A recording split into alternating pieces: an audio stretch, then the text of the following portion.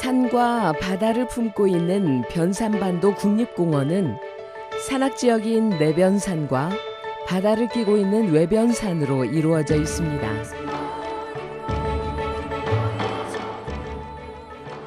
물이 맑고 경사가 완만해 해마다 여름이면 수많은 피서객들이 이곳 격포 해수욕장을 가득 메울 텐데요. 때이른 더위가 서해를 넘어오니 벌써부터 시원한 바다를 찾는 사람들이 많습니다.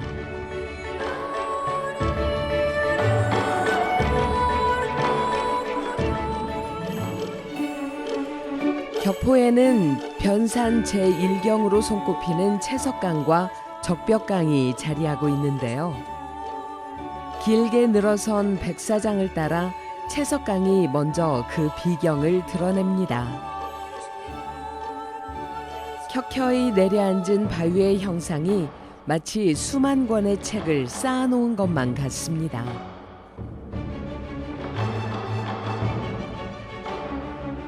중국의 시선인 이백 시인이 강물에 비친 달을 감상하다가 너무나 아름다워서 그 달을 잡으려다가 빠졌다는 곳이 바로 채석강입니다. 바로 그것과 같이 풍광이 아름답다 해서 그 이름을 그대로 가지고 와서 채석강이라고 부릅니다.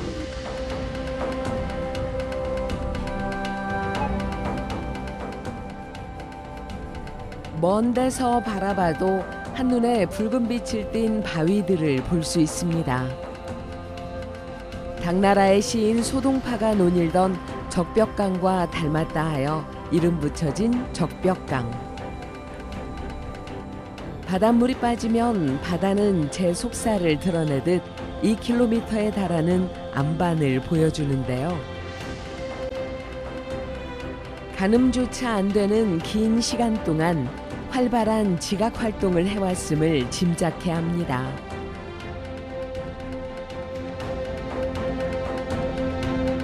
그 퇴적 층리 위에 바로 용암이 흘러내려와서 바로 거기에서 이암과 함께 뒤섞이면서 바로 폭발하면서 거기에 후춧가루를 뿌린 듯한 어떤 페퍼라이트라는 것이 세계적으로도 아주 드문 현상을 보실 수가 있습니다.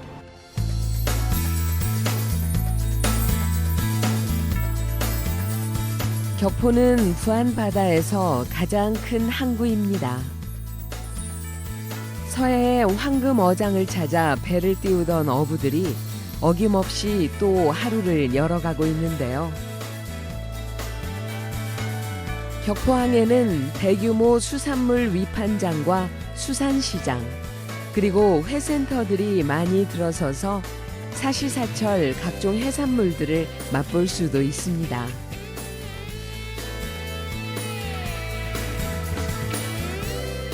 그뿐인가요? 서해 위도와 왕등도를 오가는 여객선도 격포항에서 출발합니다.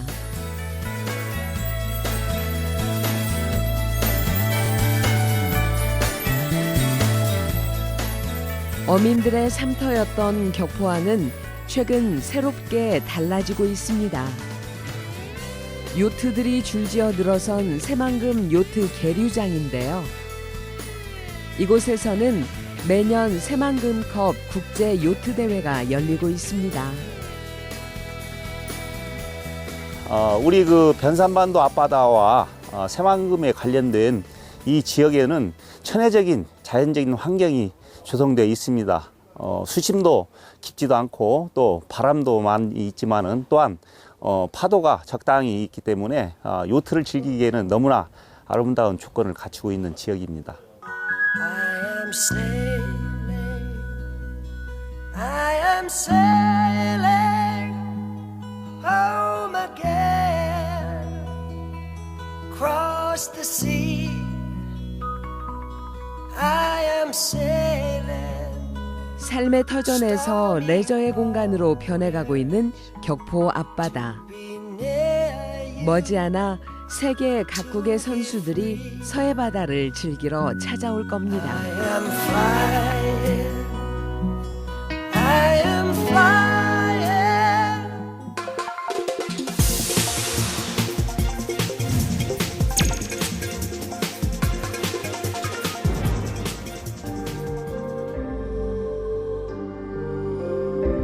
고창 읍내 동쪽에 자리한 커다란 성곽, 모양성이라고도 불리는 고창읍성입니다.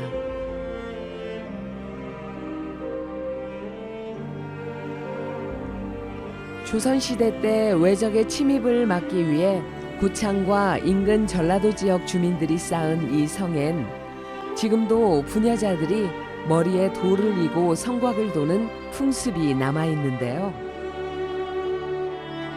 해마다 음력 9월이면 고운 한복을 차려입고 성곽을 따라 도는 여인네들의 발걸음을 만날 수 있습니다.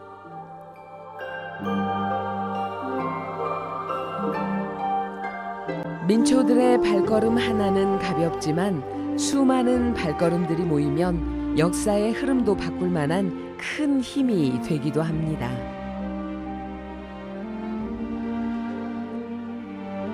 아홉 갈래의 물이 내려온다 하여 구수내라 불렸던 곳, 바로 이곳에서 역사적인 사건 하나가 발발하죠. 당시 농민군의 지도부였던 전봉준과 손화중 그리고 김계남이 동학농민혁명의 출발을 선포한 겁니다. 포고문엔 수령들의 탐악으로 나라가 망해가니 참다 못한 농민들이 의로운 깃발을 든다 했습니다. 무장기포는 동학농민혁명이 조선 팔도로 번져나간 계기가 됩니다.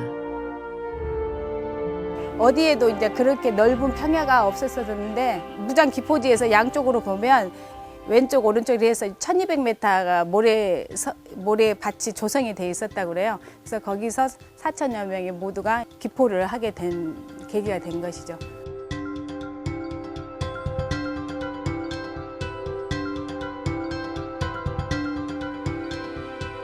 세상을 바꾸고자 들불처럼 일어났던 농민군들은 무장읍성으로 진격하는데요. 당시 농민군의 규모는 만여 명. 농민군은 옥에 갇혀있던 동학교도를 석방하고 민초들을 탄압했던 탐관 오리들을 제거합니다. 그런데 치열한 싸움 끝에도 무장읍성은 여전히 건재한 모습이죠.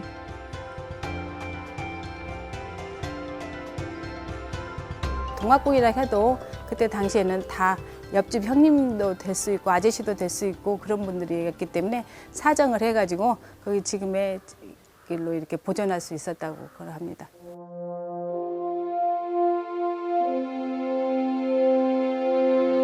농민군들은 무장읍성과 인근 왕제산에서 수경을 하며 전열을 재정비합니다. 무장과 왕제산 일대는 사방이 트여 있어 공격과 방어에 유리한 지형이라는데요. 이곳은 대접주 손화중의 근거지이기도 합니다.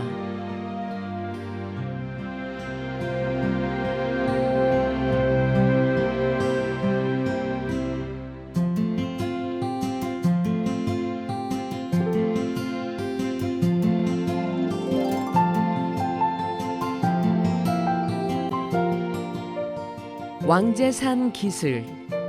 이제는 동학농민혁명 홍보관이 역사의 현장을 지키고 있는데요. 세상을 바꾼 동학농민혁명이 궁금하다면 한번 들러볼 만합니다.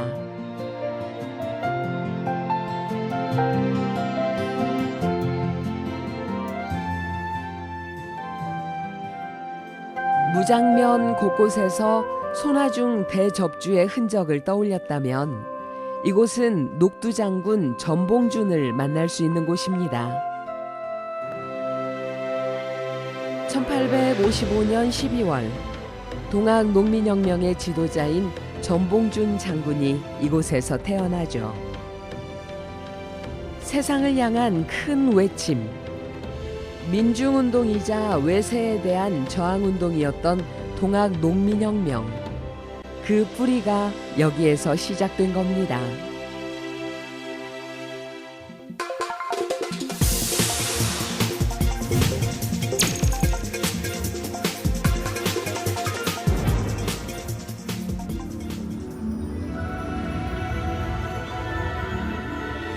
성급한 계절이 벌써 정읍 내장산에 여름을 불러온 것 같습니다. 사방이 짙은 초록으로 변해가고 있는데요. 내장산은 사계절이 아름답다 하여 일찌감치 국립공원으로 지정됐죠.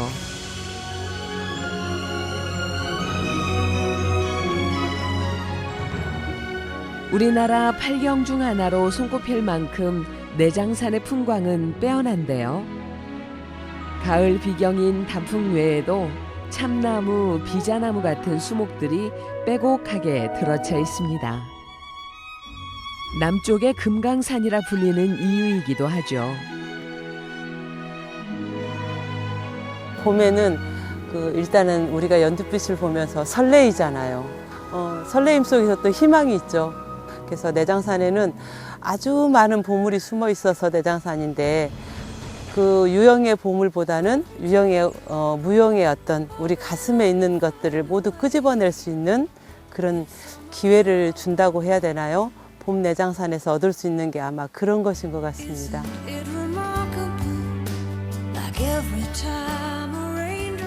내장산 탐방 안내소부터 연자봉 중턱으로 오가는 케이블카는 산을 오르는 수고로움을 덜어줄 뿐 아니라 오직 하늘에서만 볼 수 있는 내장산의 풍광을 감상할 수도 있습니다.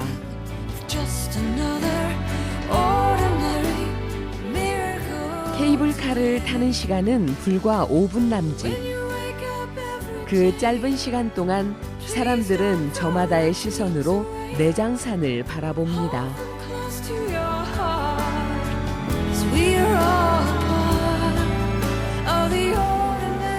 연자봉 중턱에서 내려 300m 정도 산을 오르다 보면 전망대가 나오는데요. 내장산의 주요 봉우리들을 한눈에 볼 수 있어 산을 찾는 이들이 더욱 반기는 곳이죠.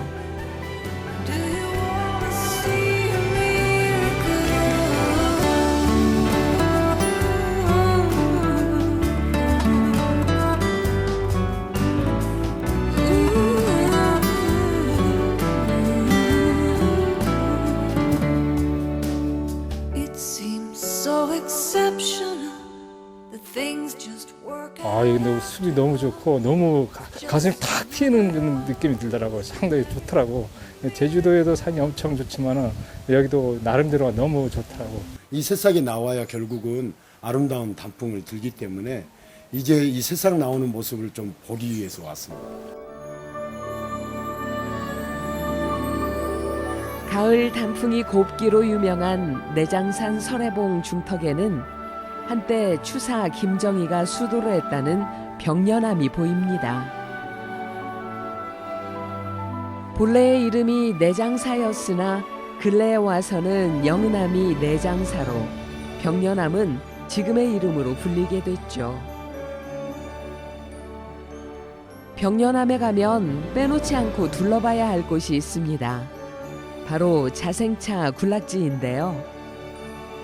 우리나라 자생차의 대부분이 사찰을 중심으로 번성했던 것처럼 이곳 주변에도 향긋한 차나무가 자라고 있습니다.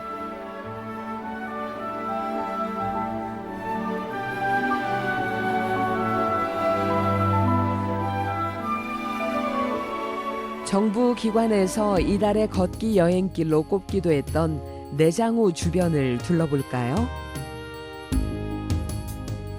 황토길과 내장 생태공원을 잇는 수변데크가 설치돼 있어 호수를 바라보며 한껏 여유를 부릴 수도 있습니다.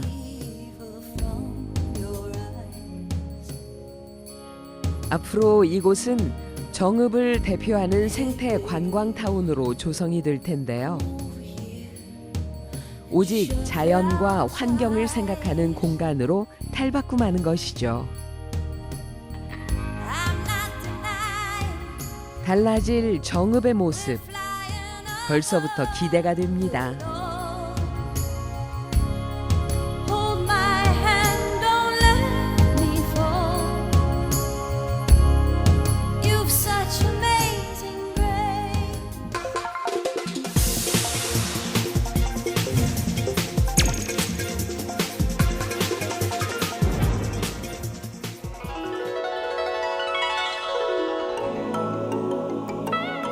드넓은 논밭 사이로 모습을 드러낸 곳은 왕궁리 유적지입니다.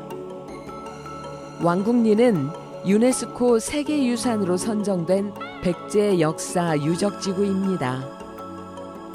익산이 부여 공주와 더불어 백제 문화의 중심지였음을 증명하는 토대를 마련한 곳이죠.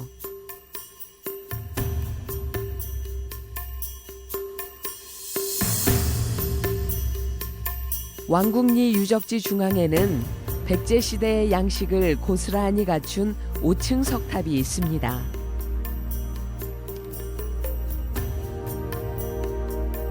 마치 틀에 부어 만든 것처럼 정교하고 균형 잡힌 모습인데요.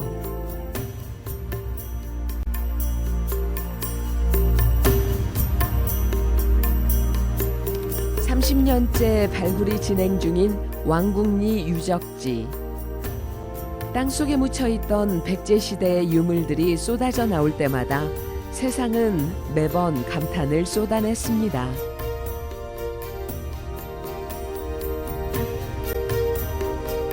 수부라고 도장 찍은 기와는 수부의 의미가 머리 숫자 관청부자를 쓰는데 한 나라의 서울 또는 수도를 의미하고 있습니다. 그래서 부여의 관북리 유적이나 능살리 사지라든가 익산의 왕궁리 유적과 같이 왕과 관련된 유적에서만 출토되고 있습니다. 그래서 이러한 그 종류의 유물들은 이곳이 왕궁이었다라고 하는 사실을 말해주는 아주 중요한 유물이라고 할 수 있습니다. 왕궁리 유적 전시관에는 발굴 현장에서 출토된 갖가지 유물들을 전시해 놓고 있는데요. 정교하게 세공된 귀금속들은 당시 왕족이나 귀족들이 썼던 것으로 짐작되고 있습니다.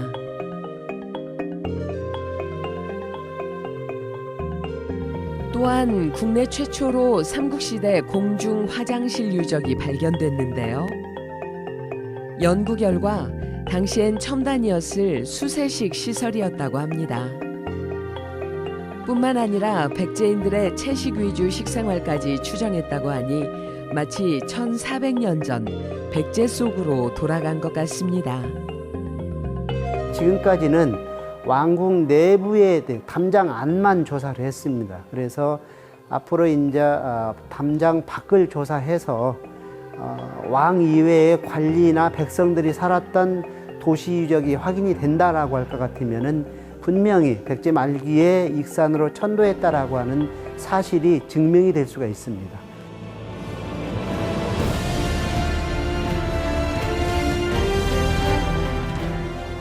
익산이 백제 때의 왕도였음을 보여주는 증거는 또 있습니다. 바로 미륵사지인데요. 왕궁리 유적지와 더불어 지난 2015년 유네스코 지정 세계문화유산으로 등재된 곳이죠.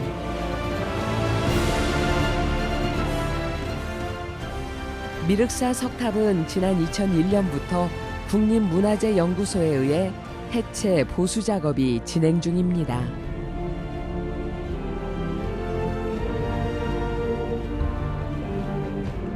그 과정에서 세상은 또 한 번 깜짝 놀라게 되는데요.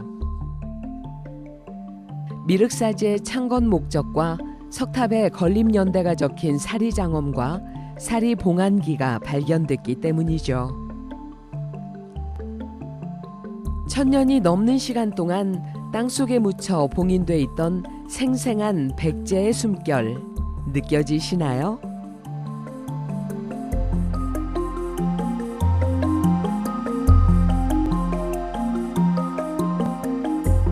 미륵사지에서는 삼국시대 말부터 통일신라, 고려, 조선에 이르는 기와유물들이 출토되기도 했습니다. 미륵사라는 절이 조선시대까지 그 위용을 자랑했음을 미루어 알 수 있게 합니다.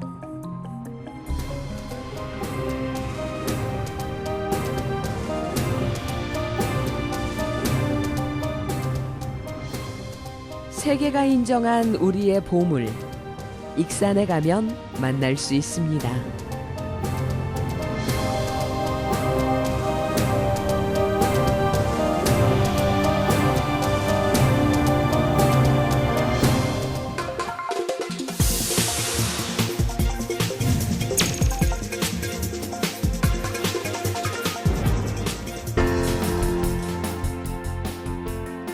마치 시간이 멈춘 듯한 곳.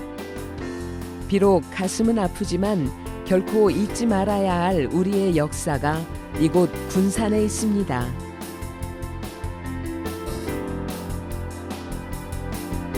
군산 내항 근처의 거리는 오랜 동안 일본인들의 거점 구역이었습니다.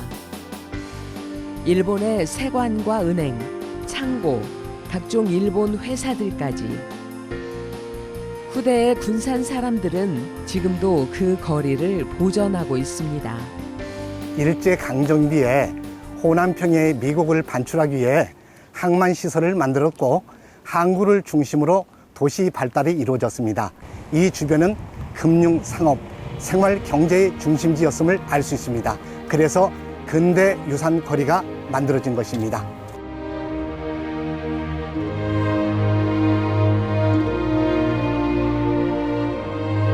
암울했던 시절, 나가사키 18은행이었던 곳은 각종 미술 작품을 전시하고 있는데요.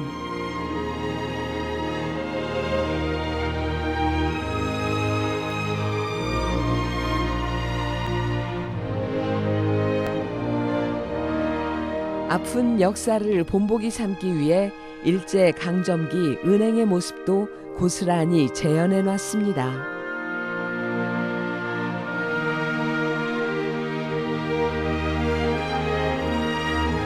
학교에서도 배운 그게 있지만은 그것보다는 여기 사진이라도 뭐 이런 게 전시가 참 잘 돼 있기 때문에 그거를 보면서 이렇게 더 우리 아들부터가 오 이게 깜짝 놀라더라고. 군산이 이런 곳이었군요. 그런 말을 하더라고요.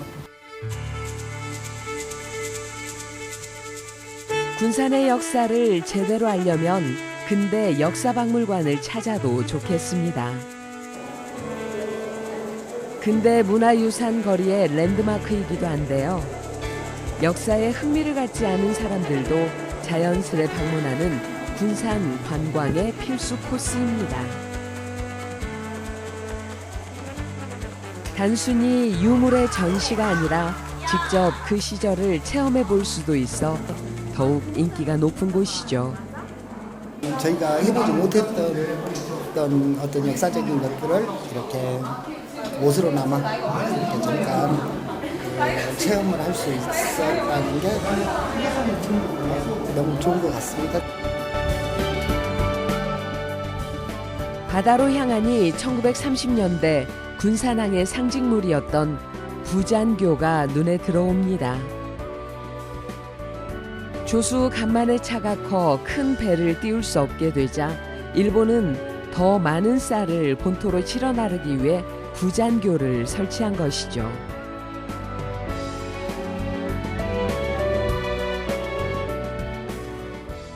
한때는 통학선이 군산과 장항을 잇는 연결 수단이었습니다.